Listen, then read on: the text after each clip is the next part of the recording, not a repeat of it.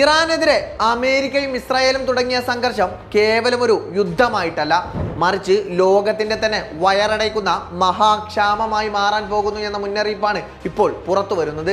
ഹുർമുസ് കടലിടുക്കിലെ പുകയുന്ന സംഘർഷം ആഗോള ഭക്ഷ്യശൃംഖലയെ തകർക്കുമെന്ന് UN-ന്റെ മുന്നറിയിപ്പുണ്ട്. പ്രതിദിനം 100ഓളം കപ്പലുകൾ കടന്നുപോയിരുന്ന ഹുർമുസ് കടലിടുക്ക് ഇന്ന് നിശബ്ദമാണ്. ഇറാൻ കടലിടുക്കിൽ മൈനുകൾ വിന്യസിച്ചെന്ന റിപ്പോർട്ടുകൾ വന്നതോടെ കപ്പൽ ഗതാഗതം ഏതാണ്ട് നിലച്ചിട്ടുണ്ട്. ഇത് കേവലം എണ്ണക്കപ്പലുകളുടെ മാത്രം പാതയല്ല, ലോകത്തിന്റെ ഭക്ഷ്യശൃംഖലയിലെ ഏറ്റവും നിർണായകമായ കണ്ണിയാണ്. ഗൾഫ് രാജ്യങ്ങളിലേക്ക് എത്തുന്ന ഗോതമ്പ്, ചോളം, അരി, പഞ്ചസാര എന്നിവയുടെ പ്രധാന പാതയാണിത്. Bahrain, Kuwait, Qatar, UAE, Saudi Arabia, Iraq എന്നിവിടങ്ങളിൽ ഉപയോഗിക്കുന്ന ഭക്ഷണത്തിന്റെ 70% ഹുർമുസ് വഴിയാണ് എത്തുന്നത്.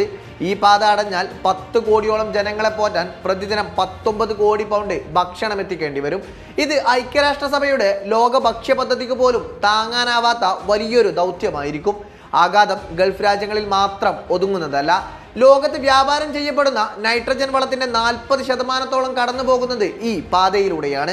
ഇത് യൂറോപ്പിലെയും അമേരിക്കയിലെയും കർഷകരെ നേരിട്ട് തന്നെ ബാധിക്കും. വളം ലഭിക്കാതെ കൃഷി നശിക്കുന്നതോടെ ലോകം കണ്ട ഏറ്റവും വലിയ ഭക്ഷ്യവിലക്കയറ്റത്തിന് നാം സാക്ഷ്യം വഹിക്കേണ്ടി വരും. മറ്റൊരു വലിയ ഭീഷണി കുടിവെള്ളമാണ്.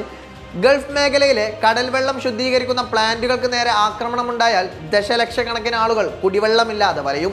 യുക്രൈൻ യുദ്ധത്തിന് ശേഷം ലോകം കണ്ട ഏറ്റവും വലിയ ഭക്ഷ്യ പ്രതിസന്ധിക്കായിരിക്കും ഹുർമുസ് കടലിടുക്കിന്റെ അടച്ചുപൂട്ടൽ സാക്ഷ്യം വഹിക്കുക.